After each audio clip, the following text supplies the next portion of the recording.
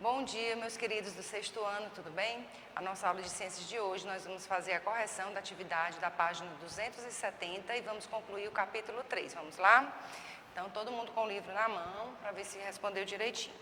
Página 270. Primeira questão. Analise a fotografia a seguir e responda. Qual tipo de rocha está representado na imagem? Justifique sua resposta. Então, a rocha que está representada nessa imagem aí, tá, gente, é do tipo sedimentar. Uma vez que é possível enxergar camadas bem definidas de vários tipos de sedimentos. Então, a gente vê como se ela tivesse sido ao longo do tempo compactada, né? Você vê camada por camada, tá? Então, essas rochas, elas são sedimentares, né? E foram compactadas no decorrer de milhares e milhares de anos. Segunda questão. Analise as afirmativas sobre os tipos de rochas e seus usos no cotidiano e marque V para as verdadeiras e F para as falsas. Primeira, as rochas metamórficas podem ser utilizadas para a fabricação de escultura verdadeira, né? As metamórficas são aquelas rochas que sofrem uma modificação, né? Uma metamorfose, tá? Elas se originam a partir de outros tipos de rochas. O segundo, o granito utilizado em bancadas de cozinha é uma rocha do tipo sedimentar. Ela não é sedimentar, tá, gente? Nós vamos explicar já e mostrar esses tipos de rochas, né? Como, por exemplo, o granito. E o granito, ele não é uma rocha sedimentar, tá? Terceiro, as rochas sedimentares são utilizadas para pesquisas sobre eras geológicas, verdadeiro. As rochas ígneas, ou também chamadas de magmáticas, podem ser intrusivas ou extrusivas, ok? Também verdadeiro, a gente vai falar um pouquinho sobre elas. E o último, né? Então a gente tem aí a sequência VF, VV, tá? E a última questão da página. Explique como surgem os fósseis e qual é a importância deles para compreender a evolução da vida na Terra, tá, gente? A minha resposta aí está bem longa, porque ela está bem complexa, mas vocês verifiquem se fizeram direitinho, né? O que são fósseis, né? Os fósseis são o resultado de processos que ocorrem a partir da morte de um animal, que quando é soterrado por sedimentos, deixa de se decompor. Isso pela falta da ação de bactérias e pela pouca quantidade de gás oxigênio, não só animal, tá, gente? Qualquer ser vivo. Ao longo do tempo, as partes mais duras, como ossos e arcadas dentárias, se mantêm preservadas dentro de rochas sedimentares ou no gelo e no âmbar. É a partir dos estudos dos fósseis que os cientistas conseguem descobrir como eram os animais e as plantas no decorrer de milhões de anos e como eles foram extintos. Nos estudos do passado e das transformações da Terra, da fauna e da flora, é possível compreender como aconteceram os processos evolutivos, proporcionando uma previsão de como a Terra, né, e os ecossistemas eles serão no futuro, ok? A partir do estudo dos fósseis. Bom, agora a gente vai continuar aí falando, né, concluímos hoje o nosso capítulo 3, tá? Continuando aí a parte de solos, né? Nós vimos, né, que os diferentes tipos de solo, eles também são resultado do que nós chamamos de intemperismo. O que é o intemperismo? É quando uma rocha, ela sofre a ação dos ventos, das chuvas, né, do próprio tempo, e ela vai se decompondo e formando os diferentes tipos de solo, tá? O solo, né, nós vimos também que ele é super importante, né, tanto para o desenvolvimento das plantas, né, e de forma indireta para os animais. Por quê? Porque nós cultivamos, né, muitos alimentos no solo, tá? E também para o desenvolvimento de muitos seres vivos, né, que vivem no solo, algumas bactérias, né, alguns anelídeos, como as minhocas. Então, existem diferentes tipos de solo, né, que serão estudados na nossa aula de hoje, tá? Como eu falei anteriormente, né, os solos nada mais são do que sedimentos, né, de rochas, água, compostos químicos e matéria orgânica. Então, essa é a composição do solo, ela não tem só o sedimento de rocha, mas também nós encontramos no solo ar, água, né, compostos químicos, tá? Vários elementos químicos que são absorvidos pelas plantas e a própria matéria orgânica, que seria restos de folhas, né, de outros seres vivos que ficam se decompondo no solo, tá? Dependendo dos fatores, né, que causam esse intemperismo, os tipos de rochas que foram desgastadas, o solo terá características e propriedades diferentes. Então, dependendo do tipo, ele pode ser argiloso, tá? Ele pode ser arenoso ou siltoso, ok? E eles são analisados de acordo com 3 fatores, de acordo com a sua textura, né? Como é que ele é, se é um solo grosso, fino, de acordo com a sua cor, porque o solo tem diferentes cores, e de acordo com a sua permeabilidade, que é a capacidade de deixar passar água, né? Atravessar água nesse solo, tá bom? Bom, então de acordo com as texturas, né? A textura ela tem relação o quê? Com o tamanho das partículas e com a quantidade dessas partículas, além daquela sensação que a gente tem quando toca no solo. Então, o solo ele é chamado de siltoso quando ele tem partículas intermediárias de silt que dão uma sensação de maciez, tá?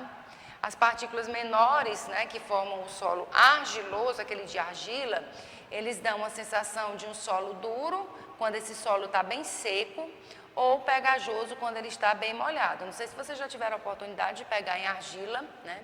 A argila, quando ela está bem molhada, é possível você manusear, né? Que ela fica bem maleável, fica bem, como se fosse uma massinha. E quando essa argila está seca, ela racha, né? Muitas vezes a gente vê, quando os açudes aqui do Ceará, eles secam, aí a gente vê aquele solo todo rachado, né? Tá? Porque tem muita argila. A argila, ela impermeabiliza o solo, a gente vai já ver por quê, né? Já as partículas maiores, né, do solo arenoso é porque tem muita areia, tá? Areia são grãos maiores, que dão a sensação de um solo bem áspero. É aquele que a gente encontra, por exemplo, quando a gente caminha lá na areia da praia, ou naquele campinho, né, mesmo de futebol. É aquele solo que é bem, que você vê os grãos, tá? Não é aquele mais fino, é aquele que você vê bem os grãos. Muito utilizado também para as construções, né? Fazer parte da massa, com cimento e tudo mais. Aqui a gente tem, de acordo com a textura, né? Olhando o solo siltoso, ali o arenoso, muita areia, bem frouxa, e o argiloso, que é a argila. E também tem o solo mediano, tá? Que não está classificado aí no livro de vocês, mas ele existe. Bom, de acordo com a cor, né? Então, quando o solo ele tem mais areia do que argila e silt, os solos eles são mais amarelados ou esbranquiçados, né, como a gente vê a maioria. São pobres, eles são pobres em nutrientes. Por quê? Porque toda a matéria orgânica dele vai ser facilmente carregada tanto pela ação das águas quanto pela ação dos ventos, tá? Já os solos que possuem mais argila, né, os argilosos, eles são mais avermelhados e capazes de reter nutrientes, né, podendo ser também mais férteis. E existem solos que são compostos de muita matéria orgânica, né, são aqueles que são bem escuros, tá? E são muito, muito férteis, tem muita matéria orgânica ali em decomposição. Aqui nós temos uma tabela de cores, tá, gente? Isso aqui é só um pedaço da tabela. O geólogo, o geógrafo, né, que trabalham com a questão do solo, eles têm sim uma tabela, tá, que para determinar, de acordo com um dos critérios, né, de acordo também com a cor, o tipo de solo, né, para ajudar na identificação, tá bom? Bom, agora a gente vai falar sobre a permeabilidade, né? O que é permeabilidade, né? É o escoamento da água, né, através do solo. Então, além da composição do solo, é também importante nós observarmos a sua porosidade, né? Se ele é um solo muito poroso, ele pode reter ou não água, tá? Então, a porosidade, que é a propriedade relacionada com a capacidade do solo em reter água e ar, além de determinar se ele é compacto ou não, tá? Se ele for bem poroso, ele não é compacto, ok? Os solos arenosos, né, por terem partículas maiores, quando a gente observa os grãos de areia, a gente vê as partículas claramente, eles possuem alta porosidade e permeabilidade, tornando-se menos compactos. Ou seja, se você pegar uma areia ali da praia, quando você pega ali, joga água nessa areia, né, coloca num copo, joga água, você vê que rapidamente absorve, tá? Porque é um solo arenoso que tem uma alta permeabilidade e porosidade.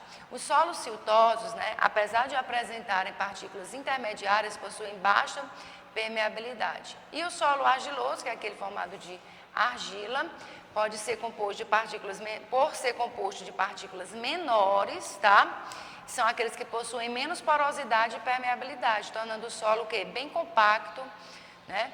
Com propensão a formar poças de água. Então, quando a gente tem um solo muito argiloso, quando chove, né, a água não infiltra logo não, tá? Porque as partículas são bem pequenas. Qual a relação que o solo tem com a agricultura, tá? O solo, gente, ele possibilita o cultivo, né, de várias lavouras, tá? São essenciais para a nossa sobrevivência. Então, mas para isso a gente precisa de quê? De ter um solo saudável, tá? Mas devido ao uso, né, extremo e inadequado do solo, né, as pessoas plantam de anos seguidos sem dar um descanso para a terra, né, melhorar os seus minerais. Desculpa, gente. Pode haver, né, com certeza, erosão e perda de matéria orgânica e também de biodiversidade, tá? Quando o solo fica bastante pobre. Quais são as consequências do desmatamento para o solo?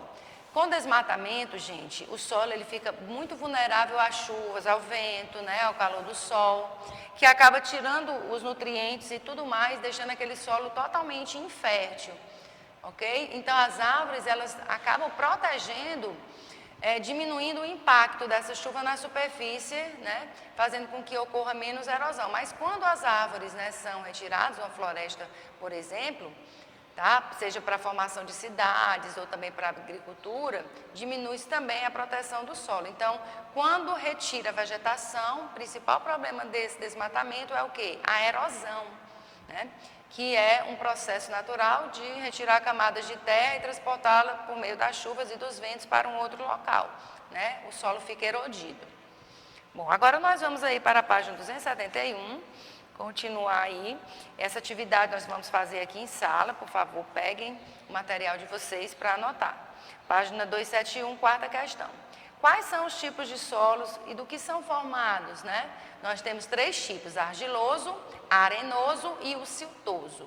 E eles são formados por sedimentos de rochas, água, né? Matéria orgânica, tá? Tem água 2 vezes, tá, gente? Tá só errada aí a digitação. Ok? E minerais, né? Não foi colocado aí os minerais. Quinta questão. Observe a representação a seguir, que mostra a formação do solo e responda. Do que são compostas cada uma das camadas do solo representadas na imagem? Então, a primeira camada, que é a de cima, né, onde está aí essa vegetação, está a matéria orgânica. Na segunda camada é uma mistura de matéria orgânica e minerais. Já a terceira camada ela é composta de argila, silt ou areia. A quarta camada ela é feita de solo com pedaços de rocha, como observamos na imagem. E a última camada, que é a mais interna de todas, tá? Ela é feita de rocha. Ok? Sexta questão. A utilização imprudente dos solos na agricultura pode gerar diversos problemas ambientais, como a contaminação das águas por meio dos aditivos químicos que se infiltram no solo, o desmatamento de florestas e matas nativas e a erosão de terrenos. Com base nessa afirmação, responda: quais medidas podem ser adotadas para evitar a degradação e contaminação dos solos? Cite 3 exemplos. Então, nós temos para evitar, né? É preciso manter os elementos que os protegem, como a vegetação, as árvores nativas, e também evitar o desmatamento, obviamente, tá? Não utilizar o solo de maneira imprópria, né? Como na monocultura, que é a cultura apenas de um tipo de plantas, né? Ou só feijão, ou só milho, tá? Proporcionando o cultivo por meio de sistemas agroflorestais ou a partir da agroecologia, tá? E a última página, aí na página 272, a gente tem aí um mapa de conceitos, né, relacionando o conceito. Nós temos as rochas, podem ser do tipo, né, sedimentar, metamórfica, tá? Na rocha sedimentar, que pode conter fósseis e petróleo, ok? A rocha ígnea, né, ela é formada pelo magma, tá? A metamórfica, ela é formada pela diferença de temperatura. Na rocha sedimentar, né, ela é formada por sedimentos que formam os solos, e os solos são compostos por 4 componentes: pedaços de rochas, água, o ar e a matéria orgânica, ok? Então, esses 2 slides últimos, vocês vão ter que fazer aí no livrinho de vocês, acompanhando e dando um pausezinho na nossa videoaula, né? Para poder fazer direitinho e completar e observar a correção, tá bom? Então, a nossa aula vai ficando por aqui e a gente se vê na próxima semana. Beijo, tchau, tchau, gente.